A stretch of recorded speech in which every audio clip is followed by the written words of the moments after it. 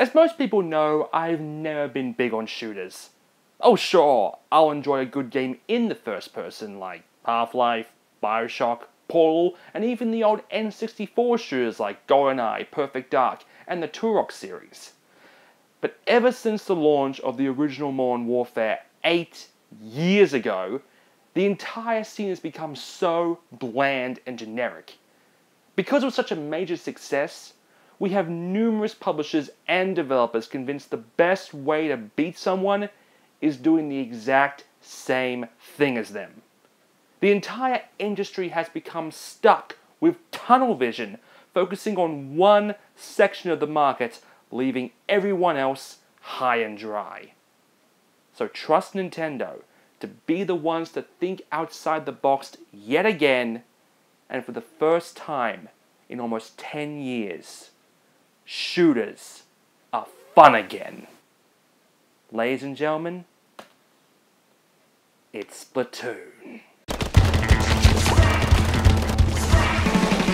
You're a kid now, you're a squid now, you're a kid, you're a squid, you're a kid, you're a squid, you're a kid now! Splatoon is a 4-on-4 third-person shooter set in a world where Mario failed on Isle Delfino and the sludge overpowered the world and mutated the entire population.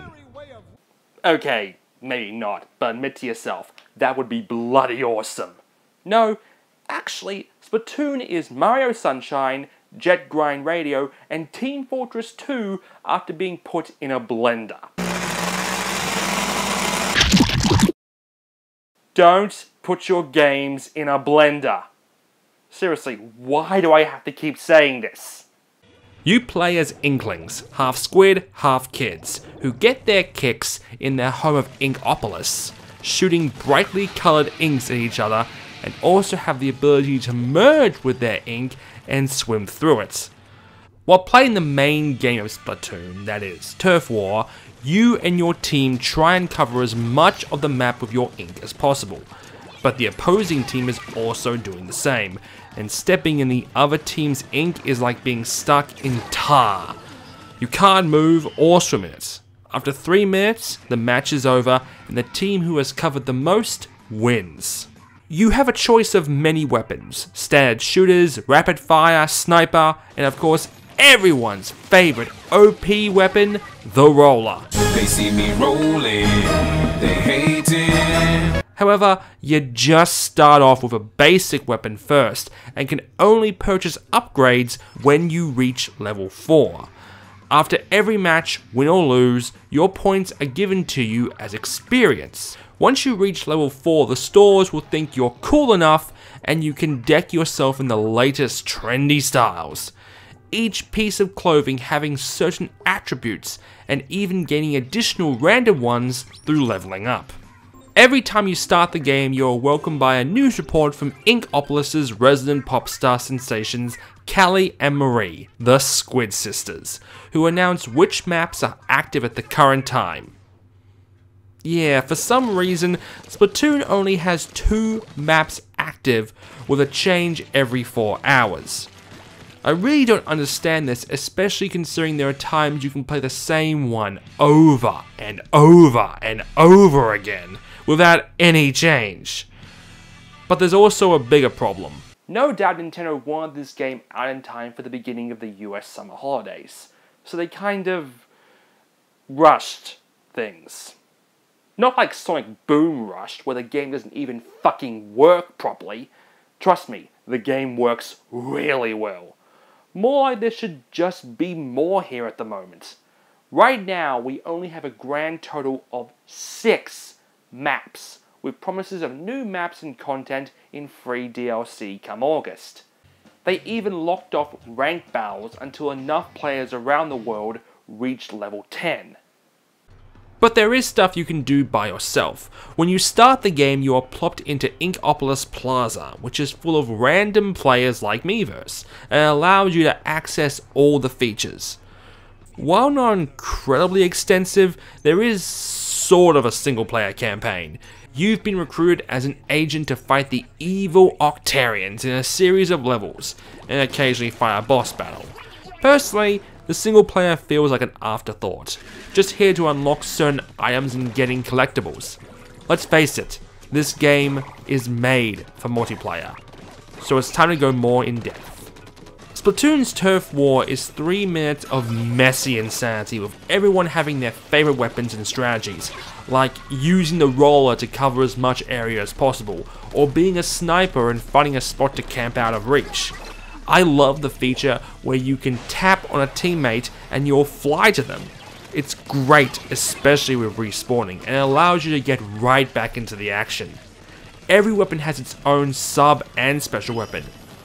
The special weapons occur when your meter fills up, and these weapons include a basic shield to calling an ink airstrike, and you even have the ability to Release the Kraken!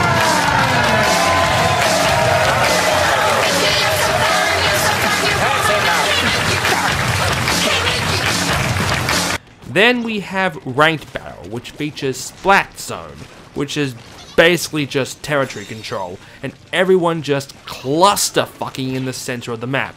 But the payoff for victory is worth it. And of course, what first party Wii U title wouldn't be complete without?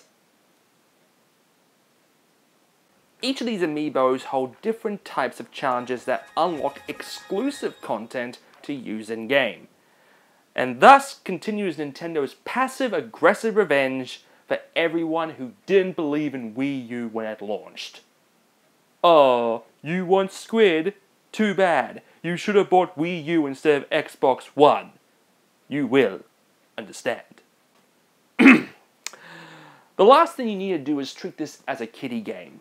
Yes, granted, this is a shooter kids can actually play, you know, without tricking their parents into buying Call of Duty, but Splatoon is so much more than that. It's the Mario Kart of shooters, a game everyone can enjoy.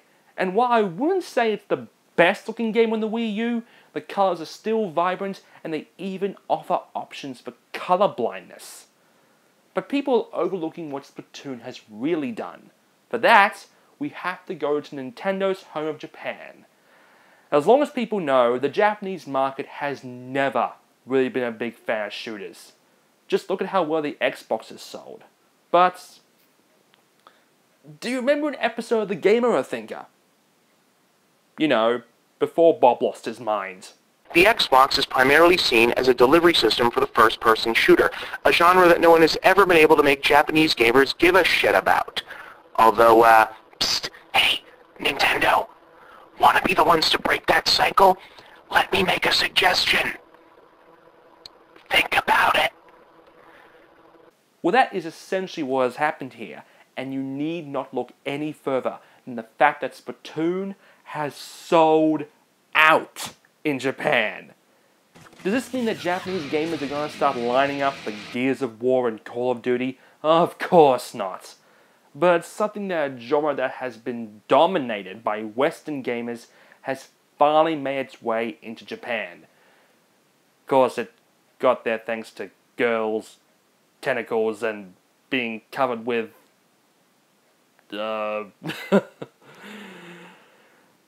With Splatoon being Nintendo's first real new IP in almost 15 years, it has a lot to prove. And what we have here is a simple yet addictive game.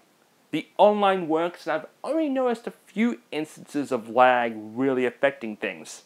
The only real gripe is not being able to leave if a game search proves fruitless. Now, some people are really critical that Nintendo didn't include voice chat.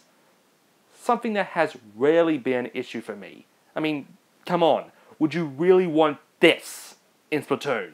Who the fuck got coupon a sentence tab suck my dick? Look at my channel, suck your mom's dick. Oh. Yeah, me neither. Even with limited content right now, while working on this review, we already started getting new maps and weapons. And I would still definitely recommend picking this up. I'm Enigma, and stay fresh! I can't believe I just did that.